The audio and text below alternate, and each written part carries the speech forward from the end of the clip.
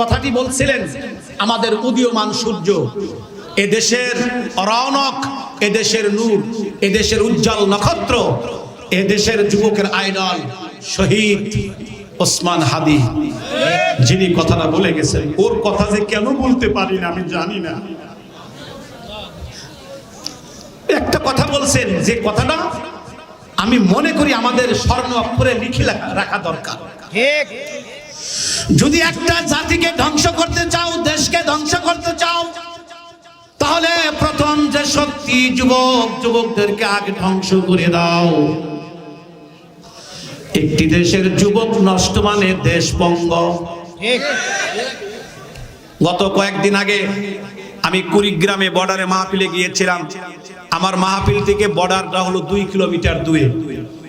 মাহফিলে যাওয়ার পরই সভাপতি বলতেছে, হুজুর একটু রুম থেকে বের হন। কেন?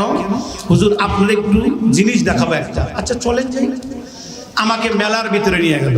ভাই আমাকে এই জায়গা নিয়ে আসছেন কেন? এটা তো গুনার কাজ। হুজুর নিয়ে আসছে, মাফ করবেন, একটা জিনিস দেখার জন্য। কি বলে? আমাদের এলাকার যুবকদের একটু চেহারাগুলো তাকায় দেখেন, শুধু এতটুকু। তো আমি যুবকদের চেহারাটা তাকায় দেখলাম। সভাপতি বলে, হুজুর চেহারায় কি দেখলেন? আমি মনে করলাম যে যুবকদের চেহারা তো আপেলের মতো হওয়া উচিত, একটা রসালো হওয়া উচিত, নূর থাকা উচিত। প্রত্যেকটা যুবকের চেহারা মনে হয় আমাবাস্যারা। হুজুর জানেন না এরা কি পরিমাণ নেশাগ্রস্ত। সীমান্তের পাশেই সেই আপনার নেশাগ্রস্ত যে ফ্যাক্টরি তারা নির্মাণ করেছে, সেখান থেকে সাপ্লাই হয়, এরা খায়।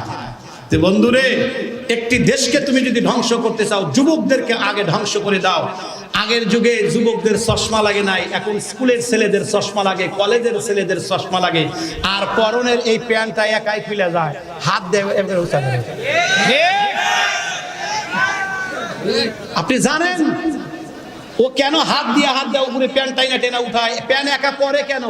আর আমাদের এমনি থাকে, এমনি দেখেন একদম আমাদের পরে না। কইবার পারেন পরের বাড়ি খান তো বোঝেন না। এই বড়দের এই কথাটাই কইবেন। খাওয়া তো তোমরাও খাও, কম খাও না, তোমাদের প্যান্ট নিচে নামে কেন? জানেন না ওরা শেষ রাইতে বা গভীর রাতে কম্বলের তরে মোবাইল নিয়ে কি করে, এটা জানেন না। আমি যতটুকু শুনেছি এই মোবাইলের ভিতরে জুয়াও খেলে। এই অনেকদিন আগে একটা কথা শুনছিলাম, আজ তাই মনে পড়ে। আমি এক ব্যানে ছিলাম, আর এক ব্যান সামনে, ওই ব্যানওয়ালা আর এক ব্যানকে লক্ষ্য করে বলতেছে, বন্ধু মারবো, এখানে লাশ পড়বে শ্মশানে। কে রে এ কথা কইলো কে?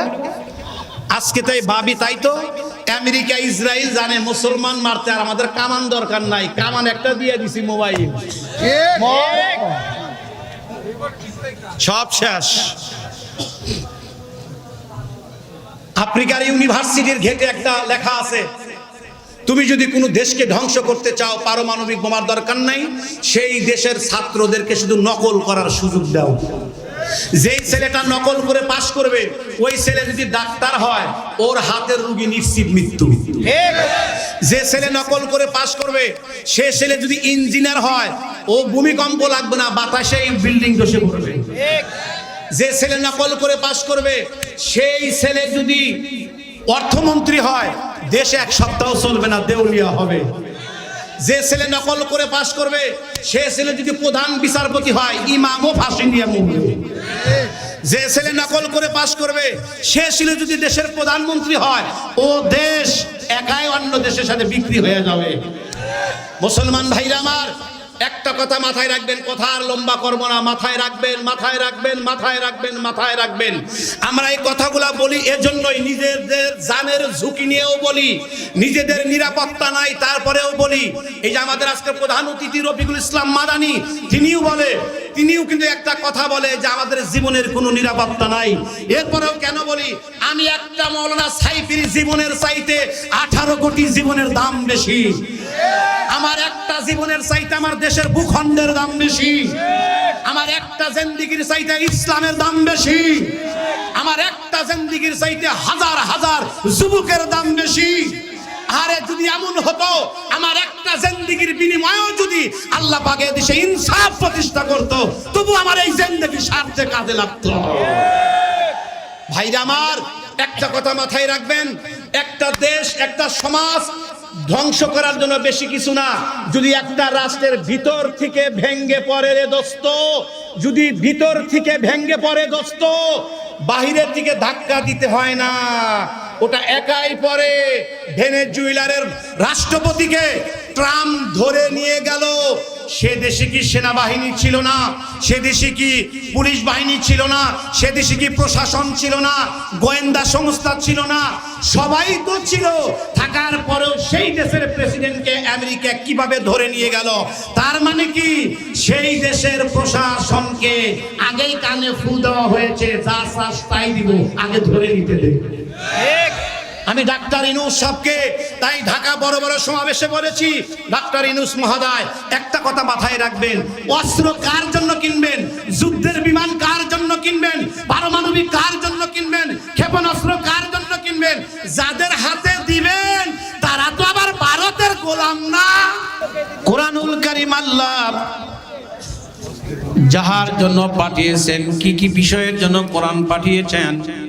রব বলেন, ইন্না আনজালনা ইলাইকাল কিতাবা বিল হাক্কি লিতাহকুমা বাইনান নাস।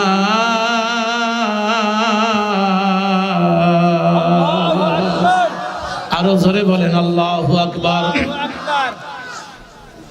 সূরাতুন নিসার 105 নম্বর আয়াত। রব এই আয়াতের মধ্যে কুদরতি কণ্ঠে বলেন, আমি আল্লাহ পাক কোরআনুল কারীমকে দুনিয়াতে পাঠিয়েছি মানুষের মাঝে ন্যায় বিচার করার জন্য। কি বিচার? জোরে বলেন। লম্বা আমি করব না, স্বল্প সময়ের মধ্যে শেষ করে দিব। মুসলমান ভাইরা আমার, একটি দেশ একটি রাষ্ট্র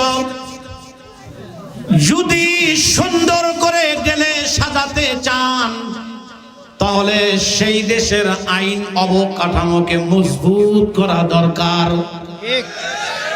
আইনি শাসন, আইনের শাসন যদি এটা সংবিধানে শুধু লিপিবদ্ধ থাকে, বাস্তবায়ন না থাকে, কোনো দিন সে রাষ্ট্র ভালো হইতে পারে না। আমার সাথে একমত কিনা আপনারা বলেন ভাই? শুধু লেখা আছে ভিটামিন A to Z খেলেই স্বাস্থ্য সুন্দর হয়, কিন্তু খায় না, হবে? 2 নাম্বার হলো, একটি দেশকে যদি আপনি সুশাসন থেকে শুরু করে একটি দেশকে যদি আন্তর্জাতিকভাবে রূপরেখা দিতে চান, সেই দেশের যুবকদেরকে আপনার গড়ে উঠাতে হবে। 2, শিক্ষানীতিকে মজবুত করতে হবে। আমি যতটুকু অ্যানালাইসিস করেছি, আমার সোনার দেশ বুঝতেও পারবেন না দেশটাকে আল্লাহ কি সম্পদ দিয়ে আমাদেরকে ধন্য করেছেন। এমন কোন সম্পদ নাই দেশে নাই। আল্লাহ পাক কি পরিমাণ সম্পদ দিয়ে আমাদেরকে ধন্য করেছেন। যদি এই সম্পদের সঠিকভাবে আপনার প্রক্রিয়া থাকতো, আমাদের ছেলেরা বাহিরে যেতে হতো না, বাহিরের ছেলেরা আমার দেশে আসতো। একটা মেসেজ দেব এখন, শুধু আপনাদের জেহেনে দেওয়ার জন্য। আল্লাহর কসম করে বলতেছি, আপনাদেরকে জাহান্নাম থেকে বাঁচানোর জন্য। ঠিক, খোদার কসম করে বলতেছি, যদি আপনি একটি দেশকে ধ্বংস করতে চান, পারমাণবিক বোমার দরকার নাই।